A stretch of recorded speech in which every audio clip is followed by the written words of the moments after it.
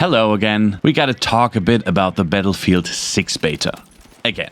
EA and DICE have now apparently released their first numbers, their first learnings, as they call it, from the Battlefield 6 open beta. And they actually already announced some changes. Definitely worth talking about. Here we're looking at all of that in an overview without any bullshit. First up, some beta numbers that are honestly pretty interesting, at least in my opinion. There were over 420 million matches played in the beta. You can definitely pull some numbers and stats out of that if you're DICE. Altogether, players spent 92 million hours in the game. There were over 4.9 billion kills and almost 31 million revives. That's massive. Also pretty interesting is the class distribution, like who picked which class. At the very top, who would have thought, with the shotgun meta, the assault class at 32% pick rate. Right behind support with 26%, makes sense, people want to heal themselves. Then engineer with 23%, and at the bottom, recon with 19%. Not really surprising. They want to counter that a bit though, to make recon more team-friendly and just a better pick in general. Let's see if they manage that. Also, the maps were pretty small. Maybe that's also a reason. But let's be honest, recon has always kind of been the least attractive class to play, right? Now, let's get straight into the two most interesting points. There are already some previews on what they learned from the beta and what's gotta be changed. First up, weapons, then movement, so definitely stick around. Oh yeah, if you enjoy the content, please leave a like, drop a sub. This is a pretty new channel, so every new subscriber is highly appreciated. Thanks a lot if you do. I hope you'll keep sticking with me, and if you're not subbed yet, make sure to hit that button. But back to weapons. They're actually gonna just recoil and tap fire behavior for all weapons. So there's gonna be a complete pass over the arsenal to tweak things so the gun feel more distinct from each other, but also more consistent. That's how they put it.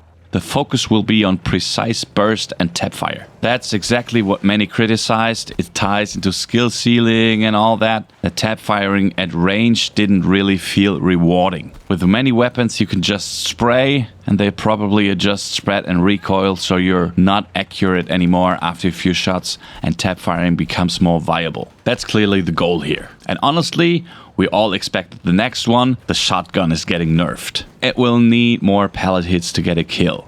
Let's see if that's enough. If you're on point, it's still gonna be a one-shot kill, which is fine to a certain range, because hey, it's a shotgun, right? But yeah, that's not the easiest thing to balance. Let's see if this nerf will be enough. Time to kill and time to die are also being looked at. There may be changes later. This maybe doesn't worry me too much, but honestly, there have to be changes. It's on DICE's radar, and that's already a good sign.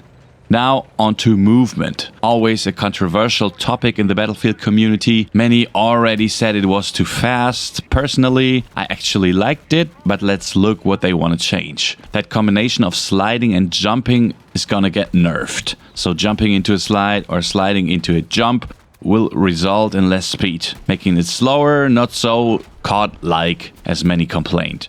Also, jump spamming, basically bunny hopping while shooting, has been targeted. That won't really work anymore after this nerf. Every jump after the previous one will get lower and lower, so you can't bunny hop endlessly, plus you lose more speed. So yeah, bunny hopping won't really be viable anymore. Also, shots fired while sliding or jumping, basically while moving in general, will get less accurate. Even less accurate than before. That way, you'll again have an advantage when standing still or strafing properly. They also tweaked parachute movement. It's not super relevant yet, but basically you'll start slower, but the flight itself will be more controllable. Could be usable in future game modes, not really right now. Now, a quick call to action for you guys. Write in the comments what you think about these changes. Is it good? Did you actually like the movement and are now disappointed it got nerfed? Or do you welcome the changes? The same for weapons. Good or bad? Thumbs up? Thumbs down? Type it down below in the comments. But there's another point. Maps. Many complained the maps were too small and not big Battlefield-style maps. The Cairo roof glitch, where they could get up on the rooftops, has been fixed. Not surprising, though they could have made this a feature. But honestly, covering even more angles in Cairo wouldn't have been fun. So maybe good they fixed it. But let's be real, someone will find a way back up there again. T-Bag, I'm looking at you. They also said explicitly at launch there will be bigger maps, not just the small ones from the beta, so calm down. Let's be honest, you'll never please everybody in the Battlefield community, and actually no, I'll go further. It's impossible to please everyone in the Battlefield community. Personally, I kinda liked smaller maps like in Battlefield 5, but yeah, we'll see. I think a good mix is good, sometimes small, sometimes bigger maps, just not as tiny as Metro or Super Linear. That's not for me. Battlefield Labs is continuing until launch. They'll be testing 2 new maps soon. If you've got access, you can play them. Maybe there are still open slots, I don't know. Apply if you haven't.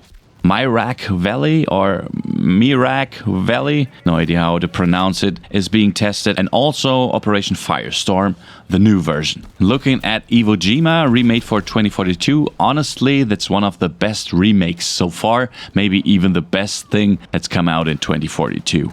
It works really well in Conquest 2. And that made me think, why didn't they remake Iwo Jima for Battlefield 6 and release it as the 10th surprise map at launch? That would have been awesome, right? Feels kind of wasted for 2042. Helicopter and plane flying on that map in 2042 is a disaster, though. You get locked by stingers every 3 seconds. And in Battlefield 6 it'll be even worse, since engineers carry both rocket launchers and stingers. For me, that has to go.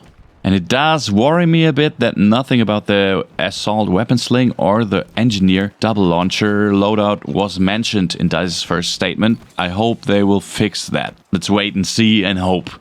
Now let's talk Rush.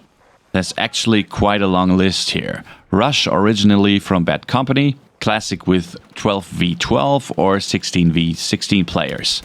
With 64 or 128 players, it's just too chaotic, too little tactics. So that's why they reduced the player count. With too many, defenses are too strong, front lines too strong, matches end too quickly, no flanking, all that. Makes sense, honestly. Though I still think it depends more on the maps and the MCOM layout than player numbers. But yeah, it's not a big secret. I'm not the biggest Rush fan. I prefer Conquest, but I don't mind playing some Rush here and there. And the thing is, they said it even clearly, if you want huge Rush matches, you can build them yourself in Portal. That's the cool thing about Portal. You can build whatever you want. Breakthrough stays as it is, 64 players and matchmaking per round. Personally, I really liked when in Rush you'd play around as attacker, then switched and played the same map as defender. Otherwise you end up defending 5 times in a row, and who wants that? I for sure don't. I hate defending. So there's a little poll for you in the comments who actually likes defending in Rush or Breakthrough. Do you prefer defender over attacker? Let me know. Deathmatch, Squad Deathmatch, King of the Hill and Domination will start with 8v8 players. As usual, playlists and matchmaking. Also really good info here, the open and closed weapon system playlists will remain in the game when it launches. That's great and honestly the best option. So you can play open weapons if you want, but also the classic closed weapon systems like in old Battlefield titles. I've said it in a couple of videos already, that's the best option in my opinion. Everyone can play how they want. Matchmaking General is being reworked. At the streamer challenges I played, they first showed this soft server browser, I call it, where you can pick the mode and the map you want to play. It's not a full browser, but at least you have some choices. I think that's a decent compromise, better than pure matchmaking where you get thrown anywhere. Here at least you can pick mode and map, kind of like a server browser light. Why there isn't a full one, no idea. Maybe it will still come, but I think it's already a pretty good step. Battlefield Labs also continues, so sign up if you want. Maybe you'll get a slot. And there will definitely be more updates coming. Honestly, I think communication in this Battlefield is already really good. They are sharing a lot of info and being quite transparent. Big thumbs up for that. We've seen that way worse before. Battlefield 2042, anyone? If you don't want to miss these update videos, hit that subscribe button. Like I said earlier, this is a pretty new channel, so if you could help me with some subs, that would be awesome. Thank you for that. Anyway, subscribe, like that video, share it. Big thanks for that, and I'll see you in the next video. Bye!